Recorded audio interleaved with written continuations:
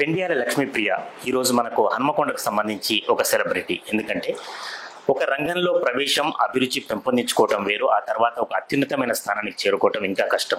ఈ అత్యున్నత స్థానాన్ని చిన్న వయసులోనే, అంటే 10వ తరగతి వయసులోనే పెండియాల లక్ష్మీప్రియ సాధించింది.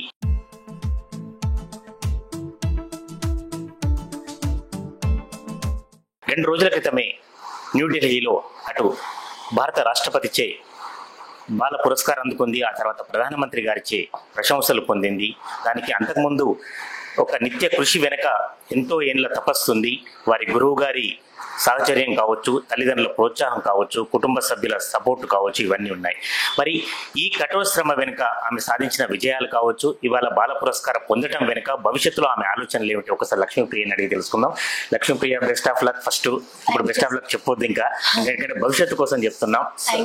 ప్రస్తుతం ఏమనిపిస్తుంది బాల పురస్కారం పొందినందుకు? ప్రధానమంత్రి రాష్ట్రీయ బాల పురస్కార్ అవార్డు మన president Droupadi Murmu, president of India తరపున తీసుకోవడం నాకు ఇప్పటికీ నమ్మబుద్ధి అవ్వట్లేదు. ఇండియా మొత్తం టోటల్ ఎందరో టాలెంట్ పర్సన్స్ లో నేను ఒకదాన్ని, 19 members లో ఒకదాన్ని అవ్వడం ఆశ్చర్యం, అంటే బ్లెస్డ్ అని కూడా చెప్పొచ్చు, అదృష్టం. సో ఇప్పటికీ కూడా ప్రధానమంత్రి చేతులుగా తీసుకోవడం, ప్రెసిడెంట్ చేతులు తీసుకోవడం నమ్మబుద్ధి అవ్వట్లేదు నాకు నిజంగా. అంటే ఎవరో వెనక ఇంతకుముందు ఒక రైటర్ ఏదో వర్ణించాడు, ఆ చప్పట్లు కొడుతున్నప్పుడు ఆ ఫీలింగ్స్, ఆ టైము, అదంతా కూడా అంటే అటు రాష్ట్రపతి గారి సమక్షంలో కానీ ప్రధానమంత్రి గారి సమక్షంలో మీరు ఉన్నప్పుడు ఆ 10 నిమిషాలు ఏమనిపించింది? 22 జనవరి రోజు ప్రెసిడెంట్ చేతులుగా మనం ప్రైజ్ తీసుకునేటప్పుడు అందరినీ చూసి, అంటే చెప్పాలంటే అది ఒక అన్ఫర్గెటబుల్ మూమెంట్. అంటే దాన్ని వర్ణించడం కూడా మాటలకి సరిపోవట్లేదు, అంత హ్యాపీగా ఫీల్ అయ్యాను. అలాగే 23rd రోజు పిఎం గారితో 50 minutes టైం స్పెండ్ చేయడం అంటే ఆయన ఒక great legendary PM of India కదా, ఆయనతో 50 minutes ఇక్కడెక్కడ ముందు ఉండడం, టైం స్పెండ్ చేయడం అంటే అసలు అది ఎన్నో జన్మల లైక్ అదృష్టం అని కూడా చెప్పవచ్చు. అలాగే లాస్ట్ ఇయర్ కూడా స్పెండ్ చేశానంటే నాకు ఇంకా ఆనందంగా ఉంది. అసలు లాస్ట్ ఇయర్ కూడా పిఎం తో నేను ఫోటో తీసుకోవడం జరిగింది. అదే విధంగా ఈ ఇయర్ కూడా తీసుకోవడం ఎంతో హ్యాపీగా ఉంది నాకు. లాస్ట్ ఇయర్ కళా ఉత్సవ్ అనే నేషనల్ కాంపిటీషన్ లో ఆల్ ఓవర్ ఇండియాలో అన్ని క్లాసికల్ ఆర్ట్ ఫార్మ్స్ లో, well known classical art forms లో ఒకటే ప్రైజ్ ఇస్తారు. సో అందులో నేను మన మండలం, డిస్ట్రిక్ట్, స్టేట్ రిప్రజెంట్ చేసి నేషనల్స్ కి వెళ్ళడం జరిగింది. సో నేషనల్స్ లో కూచిపూడికి తెలంగాణ రిప్రజెంటేషన్ లో ఫస్ట్ ప్రైజ్ రావడం జరిగింది. సో పరీక్ష పే చర్చ అని ప్రతి ఇయర్ పిఎం నరేంద్ర మోడీ గారు ఒక కన్వర్సేషన్ చిల్డ్రన్ తోటి కండక్ట్ చేస్తారు. సో ఆయననే సెల్ఫ్ గా అనౌన్స్ చేశాడు, విన్నర్స్ అందరూ నన్ను కలవడానికి రావచ్చు ఢిల్లీలో అంటే. సో నేను వెళ్ళడం జరిగింది. ఆయన ముందు నేను పర్ఫార్మెన్స్ ఇచ్చాను, అలాగే ఆయనతో ఫోటో దిగాను. ఈవెన్ ఫోటో దిగడమే కాక అది పిఎం పేజ్ లో కూడా పోస్ట్ చేయబడింది. ఇంకా అంత అదృష్టం, దానికంటే పెద్ద అదృష్టం నేను చెప్పలేను, ఇంకేమి ఉండదు అని అనుకుంటున్నాను. ఇప్పుడు ఏం మాట్లాడారు నరేంద్ర మోడీ గారు మీతో? మాట్లాడే అంటే వ్యక్తిగతంగా మాట్లాడే అవకాశం వచ్చిందా? అంటే అందరికి ఇంటరాక్షన్ టైం ఇచ్చారు, 50 minutes స్పెండ్ చేశారు. పిల్లలందరూ కొంతమంది క్వశ్చన్స్ అడిగారు, కొంతమంది ఏమో థాట్స్ షేర్ చేసుకున్నారు. సో వాళ్ళ ఇష్టం ఇంకా అది. నేను కూడా పిఎం గారితో మాట్లాడడం జరిగింది. నేను నా ఇంట్రొడక్షన్ ఇచ్చాను. అలాగే సార్, నాకు ఇప్పట్లాగానే మీ సపోర్ట్ సెంట్రల్ గవర్నమెంట్ సపోర్ట్ ద్వారానే నేను ఇంత పైకి వచ్చాను. అలాగే ఆ సపోర్ట్ నాకు ఇంకా ఎప్పటికీ కావాలి. నాకు ఒక ప్లాట్ఫామ్ ని, ఒక ఆపర్చునిటీని ఇస్తే కూడా నేను ఇంకా నా టాలెంట్ ని ప్రూవ్ చేసుకుంటాను అని కూడా అడగడం జరిగింది. వన్ అండ్ ఓన్లీ మీరు ఒక్కరే అక్కడ ఎంపికైన వారిలో, అట్లా ఎంపికైన వారిలో మీరు ఆర్ట్ ఫామ్ గురించి వివరించే ప్రయత్నం చేశారా? అంటే ఇప్పుడు ఈ జనరేషన్ లో చాలా మంది వెస్టర్న్ కల్చరల్ కి అడిక్ట్ అవుతున్నారు కదా పీపుల్ గానీ.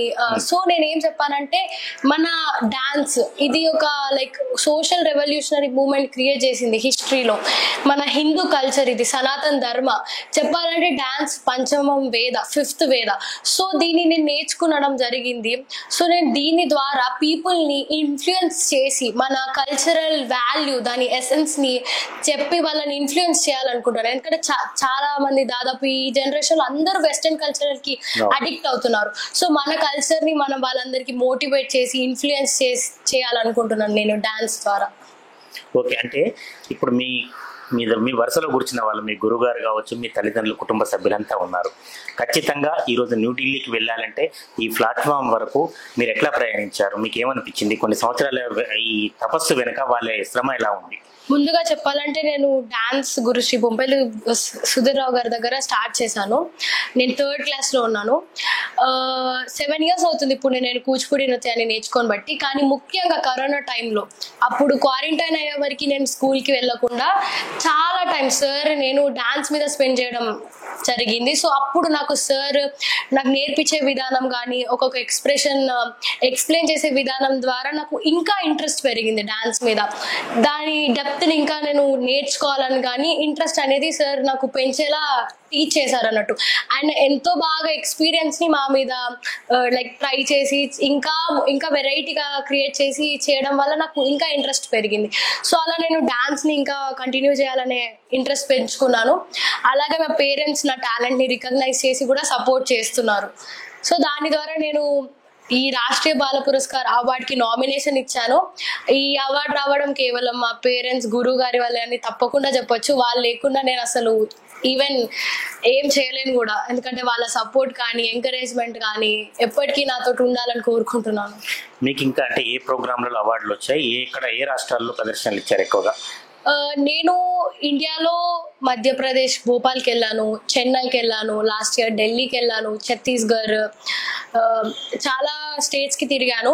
యాక్చువల్లీ క్వారంటైన్లో నేర్చుకోవడం బట్టే నేను ఇంటర్నేషనల్ ప్రోగ్రామ్స్ కానీ కాంపిటీషన్స్ కానీ ఆన్లైన్లో చేయడం జరిగింది.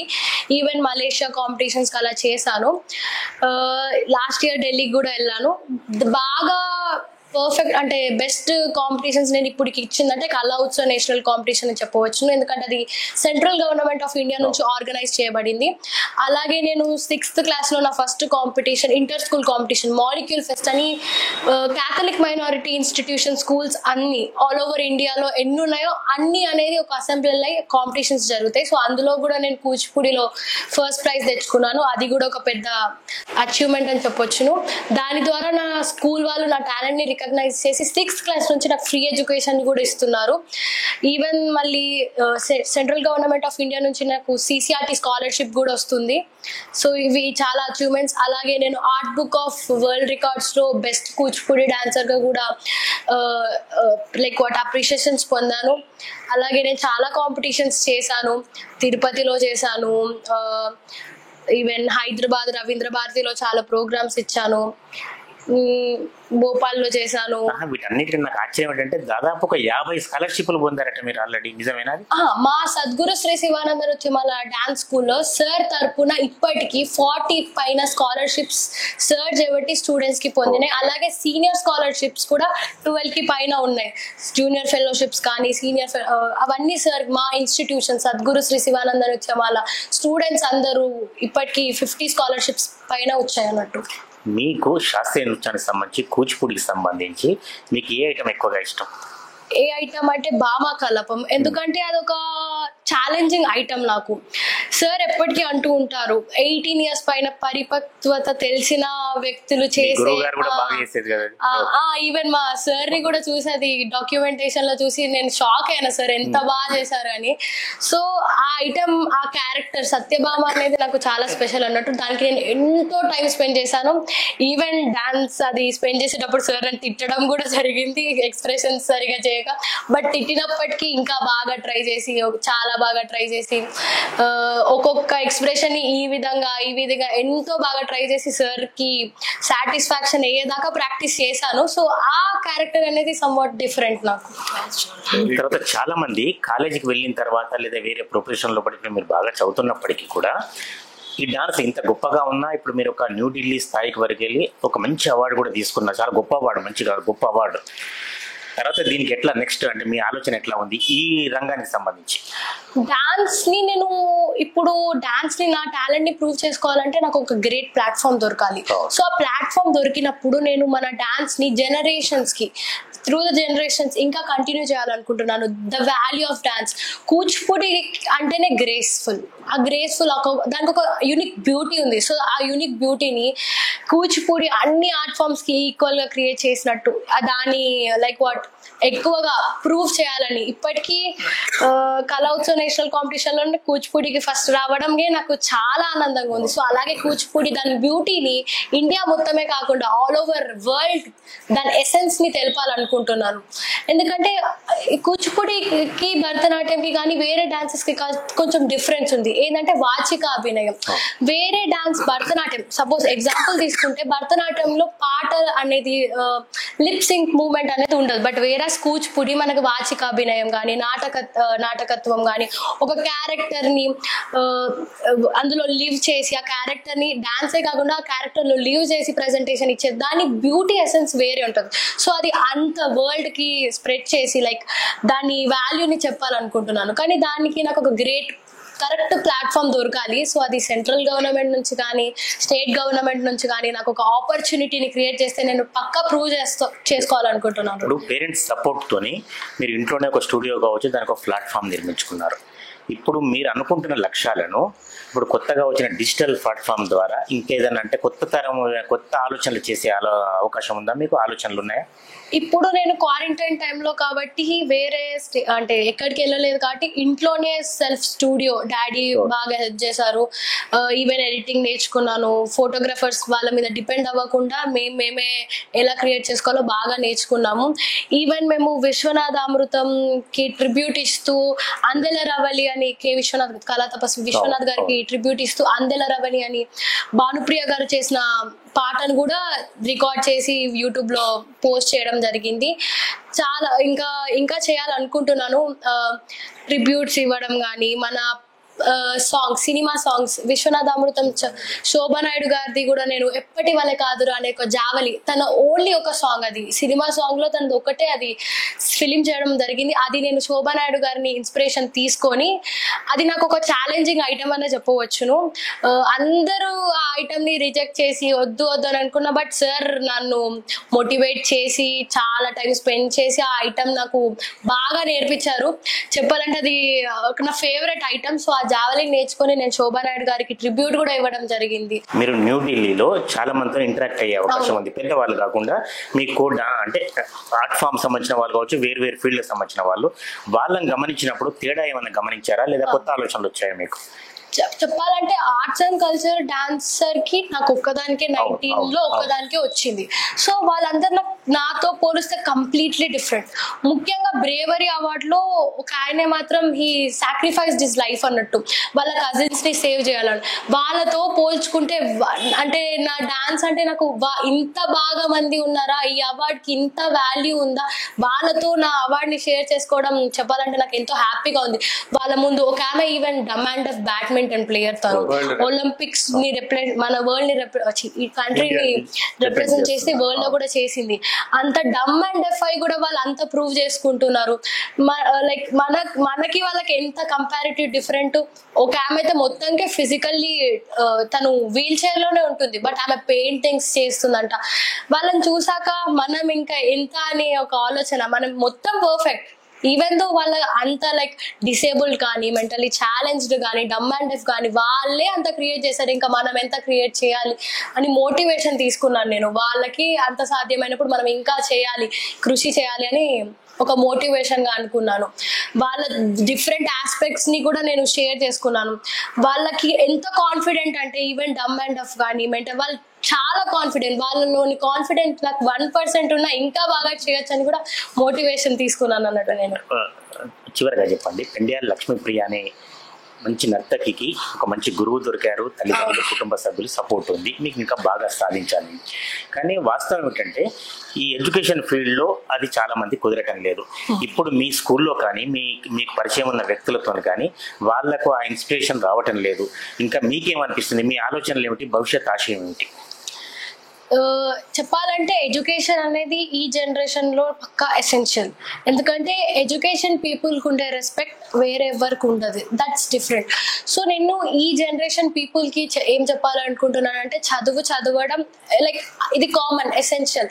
సో దాంతోపాటు ఎక్స్ట్రా కరిక్యులర్ ఏదైనా డాన్స్ అనే కాదు ఏదైనా యాక్టివిటీ నేర్చుకుంటే, ఇప్పుడు నేను చెప్తాను నా ఎక్స్పీరియన్స్. డాన్స్ నేర్చుకోవడం ద్వారా నేను ఓన్లీ డాన్స్ కాకుండా ఒక కాన్సన్ట్రేషన్, డిసిప్లిన్, ఎలా మలుచుకోవాలి, టైం మేనేజ్మెంట్, ముఖ్యంగా చెప్పాలంటే నేను టైం మేనేజ్మెంట్ బాగా నేర్చుకున్నాను. స్టడీ కానీ డాన్స్ కానీ రెండు ఈక్వల్గా బ్యాలెన్స్ చేయడానికి టైం మేనేజ్మెంట్ నేర్చుకున్నాను. అలాగే డాన్స్ నేర్చుకోవడం ద్వారా నేను పంచమ వేద, డాన్స్ ఇట్ సెల్ఫ్ ఫిఫ్త్ వేద, సో అది నేర్చుకున్నాను. ఎక్స్ట్రా కరిక్యులర్ యాక్టివిటీ ఏదైనా ఆస్పెక్ట్ నేర్చుకోవడం ద్వారా కాన్సన్ట్రేషన్ పెరుగుతుంది. దాని ద్వారా స్టడీలో కూడా మనం కంపారిటివ్ చాలా ఫాస్ట్గా ఉండొచ్చు. సో అది మనకి డిసడ్వాంటేజ్ ఎప్పుడు కాదు, అది కూడా ఒక స్టడీలో మనకి అడ్వాంటేజ్గానే ఉంటుంది. సో నేను ఏం సజెస్ట్ చేస్తున్నానంటే ఈ జనరేషన్ పీపుల్కి చదువే కాకుండా మీకు ఇష్టమైన ప్యాషన్ కానీ ఏదైనా కంటిన్యూ చేయండి, రెండు ఈక్వల్గా బ్యాలెన్స్ చేయండి టైం మేనేజ్మెంట్ చేసి.